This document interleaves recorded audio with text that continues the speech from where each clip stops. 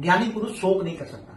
हाँ, ठीक है। ज्ञानी पुरुष शोक नहीं करेगा। कोई बात नहीं, ले गया तो ले गया, ऐसा करेगा शोक, कोई बात नहीं। अगले जन्म में मांगता होगा, मैंने उससे लिया होगा तो ले गया इस जन्म में। उसे करके मन को सांत्वना देता है, मन को टेंशन नहीं करता, मन का बीपी नहीं बढ़ाता। उसका मन पर टेंशन आएगा तो सूक्ष्म शरीर डिस्चार्ज होगा, स्थूल शरीर डिस्चार्ज हो जाएगा। तो उसको वो जानता है ज्ञानी पुरुष।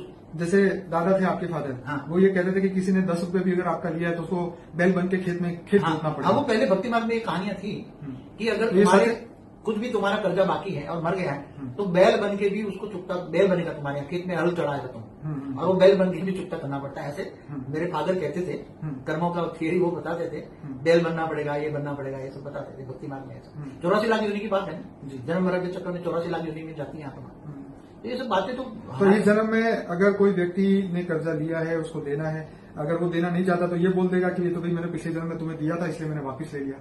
मगर जब मिलने की कोई संभावना नहीं होती, चाहे कोई भी कर्जा हो, किसी भी प्रकार का हो, जैसे कोई मकान है खाली नहीं करता, मकान हजम करके बैठा हुआ है, नहीं खाली करना, सही बात है। तो क्या करोगे? तो जाओ कोर्ट कचहरी में, कहीं मकान नहीं खाली करता, तो उसका क्या हुआ?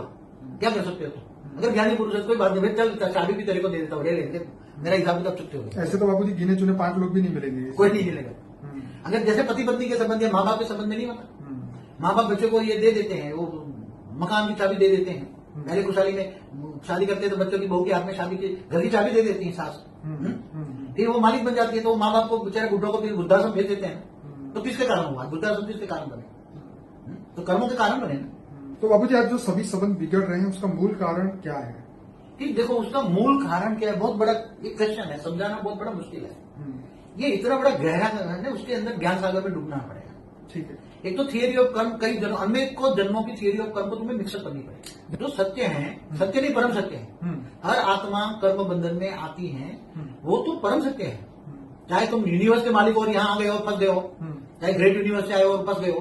जैसे 33 कोटि देवी देवता जो हमारे 198 करोड़ साल पहले आदि सनातन देवी देवता, वो G2 से आए, ग्रेट यूनिवर्स से आए, मगर यहाँ के मनुष्य बन गए, बेहद की आत्मा भी फंस गई है यहाँ। वो बेहद के विश्व की मालिक बनने वाली ऐसी आत्मा है, बेहद की कला के ब्रह्मांड के मालिक है, बेहद की कला के ब्रह्मांड के, तो ऐसी आत्माएं मनुष्य बन जाती हैं। तो ये थियरी ऑफ कर्म, ये सब बहुत समझना गहरा सब्जेक्ट है। मुझे तो बाबूजी अब ये बताओ कि चलो सभी संबंध तो खराब हो गए, लेकिन अभी सभी संबंधों को उसमें से सुख की प्राप्ति कैसे हो सके, हाँ। या वो संबंध वापिस रिस्टोर कैसे हो जाए, या अपने जाते जाते सबको माफ करके जाए ताकि फिर से कर्म बंधन में ना आए, ऐसी कोई विधि बताओ ताकि जब इंसान धरती से मनुष्य शरीर छोड़े तो ये सब चक्रों से बाहर निकल के जाए। देखो सभी संबंधों को सुधारना है, सभी संबंधों को अच्छा बनाना है, और सर्व संबंध का सुख लेना है मनुष्य अवतार में।